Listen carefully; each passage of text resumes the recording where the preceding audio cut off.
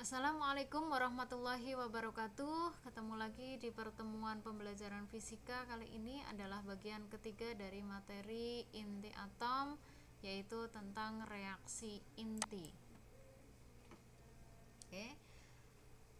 Sebelum kita mulai, silahkan kalian berdoa dulu. Semoga apa yang akan kita pelajari nanti bisa kalian pahami dan bermanfaat untuk kita semua. Ya. Apa itu reaksi inti? Berikut saya sajikan ilustrasi dari sebuah reaksi inti atom. Di sana ada sebuah neutron ditembakkan pada inti uranium, ternyata menghasilkan inti kripton dan inti barium plus neutron yang baru. Ya, disertai juga dengan adanya energi. Oke. Dari sana kita bisa simpulkan bahwa yang namanya reaksi inti adalah sebuah peristiwa perubahan suatu inti atom menjadi inti atom yang lain disertai dengan munculnya energi yang sangat besar. Di dalam sebuah reaksi inti itu berlaku hukum kekekalan. Ada tiga hukum kekekalan yang ada dalam reaksi inti. Yang pertama adalah hukum kekekalan nomor atom, yang kedua hukum kekekalan nomor massa, dan yang ketiga adalah hukum kekekalan energi. Artinya nomor atom, nomor massa, dan energi sebelum dan sesudah reaksi besarnya adalah sama. Berikut saya sajikan sebuah reaksi inti yang akan membuktikan bahwa di dalam reaksi inti itu berlaku hukum kekekalan tadi. Ya. Bagaimanakah dengan nomor atomnya? Sebelum reaksi kita punya He32 ditambah dengan He32. Maka nomor atomnya adalah 2 ditambah dengan 2. Hasilnya adalah He42 ditambah 2 H11, maka nomor atomnya adalah 2 ditambah 1 kali 2, maka sebelumnya adalah 4, sesudahnya juga 4. Bagaimanakah dengan nomor massanya? Sebelum reaksi kita punya 3 ditambah 3, setelah reaksi kita punya 4 ditambah 1 kali 2, maka sebelum reaksi adalah 6, sesudah reaksi juga 6. Bagaimanakah dengan jumlah energinya? Ya. Ketika sebelum reaksi, maka kita punya nomor massa inti He32 adalah 3,0169 dan He42 adalah 4,0089. Sebelum reaksi, maka nomor massanya adalah 3,0169 ditambah 3,0169. Berapa energinya? Tinggal dikalikan dengan 931 mega elektron volt. Maka energi sebelum reaksi adalah 5617,468 mega elektron volt. Sedangkan setelah reaksi adalah berapakah? Ya, tinggal dikalikan nomor massa dikalikan dengan 931. Nomor massanya adalah 4,0039 ditambah dengan 2 kali 1,0081 dikalikan dengan 931 mega elektron volt ditambah dengan energi yang menyertai adalah 12,77547 mega elektron volt. Maka hasilnya adalah 5617,468 mega elektron volt. Ini menunjukkan bahwa jumlah energi sebelum dan sesudah reaksi adalah sama. Oke. Maka terbukti bahwa di dalam reaksi inti itu berlaku hukum kekekalan nomor atom, hukum kekekalan nomor massa, dan juga hukum kekekalan energi. Berikut contoh soal tentang energi reaksi inti. Ada satu reaksi inti, di sana neutron ditembakkan pada inti boron. Ya, nomor massanya adalah 10, nomor atomnya adalah 5, menghasilkan inti litium, nomor massanya 7, nomor atomnya 3, dan inti helium, nomor massanya 4, nomor atomnya 2.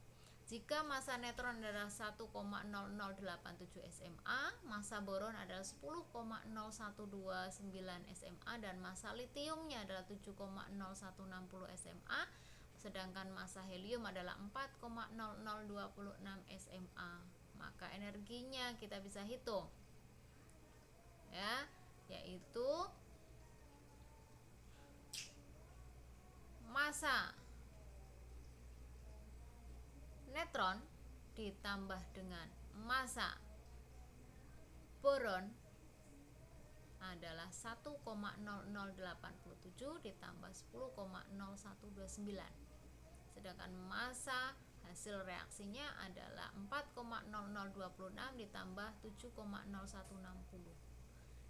Selisihnya kita kalikan dengan 931, maka hasilnya adalah 2,794 mega elektron volt. Berikut adalah soal latihan yang bisa kamu gunakan untuk memperdalam materi, ya. Ada suatu proses fisi, di sana ada uranium 23592 menghasilkan barium dan kripton ditambah dengan netron, ya. Maka berapakah massa inti barium ditambah kripton? Reaksi inti terbagi menjadi dua macam. Yang pertama adalah reaksi fisi. Apa itu reaksi fisi? Reaksi fisi adalah reaksi pembelahan inti atom berat menjadi dua inti atom yang lain yang lebih ringan disertai dengan energi.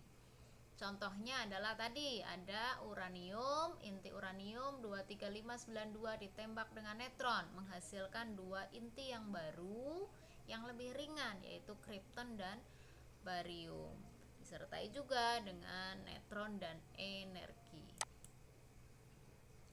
Reaksi fisi ada yang disebut dengan reaksi fisi berantai, ya.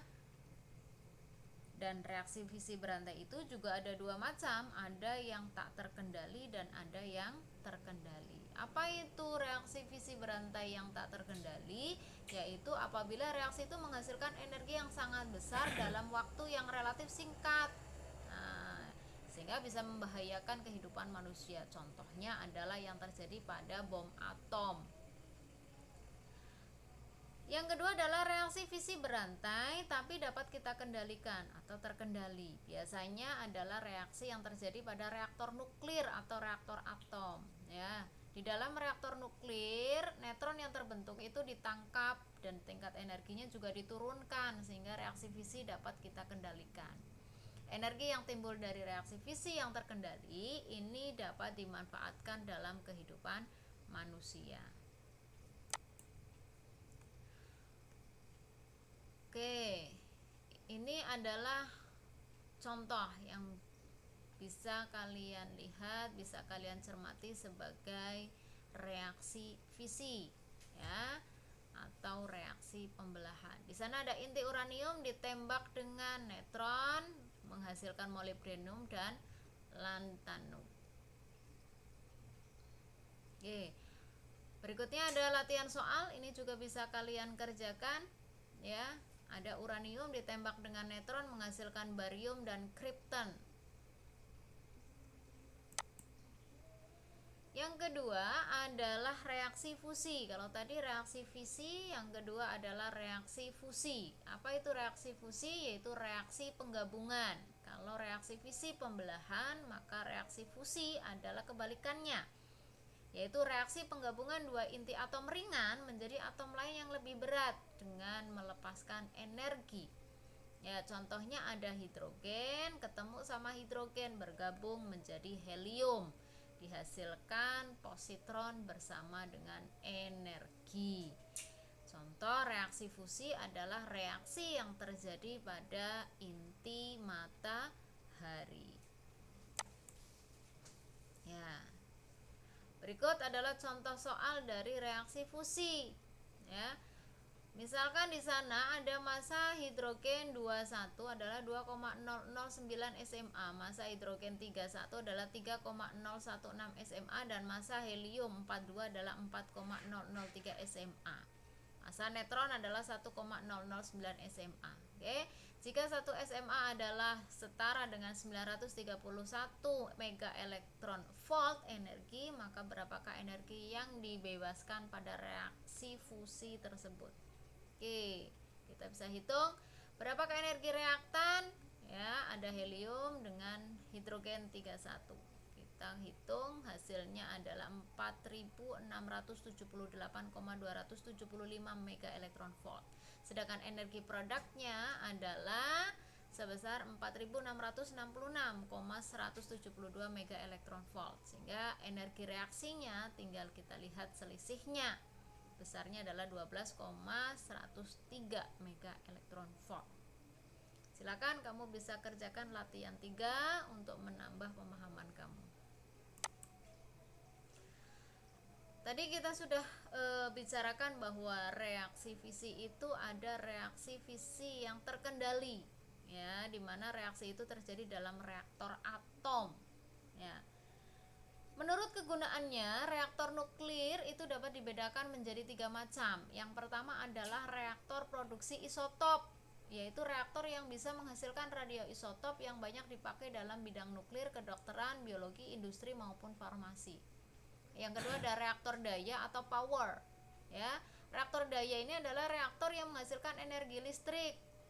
Reaktor daya merupakan reaktor komersial yang menghasilkan energi listrik untuk dijual. Contohnya adalah PLTN atau pembangkit listrik tenaga nuklir. Dan yang terakhir adalah reaktor penelitian.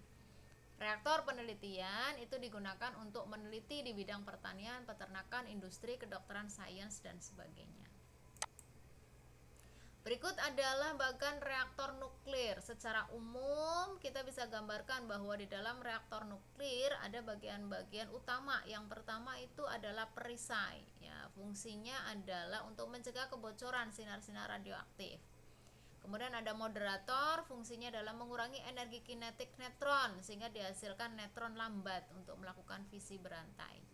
Ya, tadi ya terkendalinya adalah di sini karena neutronnya itu diserap oleh moderator. Kemudian ada bahan bakar yang digunakan dalam reaktor nuklir yaitu uranium. Dan yang terakhir ada batang kendali. Ini digunakan untuk mengatur populasi neutron yang cepat.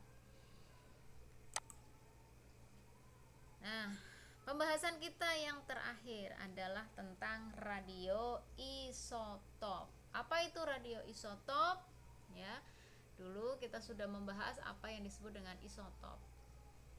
Isotop itu adalah atom-atom yang memiliki nomor atom yang sama tetapi nomor masanya berbeda. Nah, ketika ada isotop yang bersifat radioaktif, kita sebut sebagai radioisotop. Apa saja contohnya? Atom-atom yang memiliki isotop adalah contohnya atom nitrogen, ya, ada nitrogen 14,7, ini sifatnya stabil. Tapi ada juga nitrogen 15,7, ini tidak stabil. Ini yang disebut sebagai radioisotop. Kemudian ada isotop magnesium, ada isotop iodin, ada isotop karbon. Ternyata radioisotop itu banyak sekali pemanfaatannya. Salah satunya yang pertama adalah di bidang pertanian. Sebagai apa saja? Yang pertama sebagai tracker atau pelacak untuk menganalisis proses fotosintesis, ya. Yang kedua menghasilkan bibit unggul, kemudian ada juga untuk mengendalikan hama serangga, dan ada juga yang digunakan sebagai perunut dalam penelitian efisiensi pupuk tanaman. Ini menggunakannya adalah fosfor 32. Kemudian yang kedua adalah di bidang peternakan.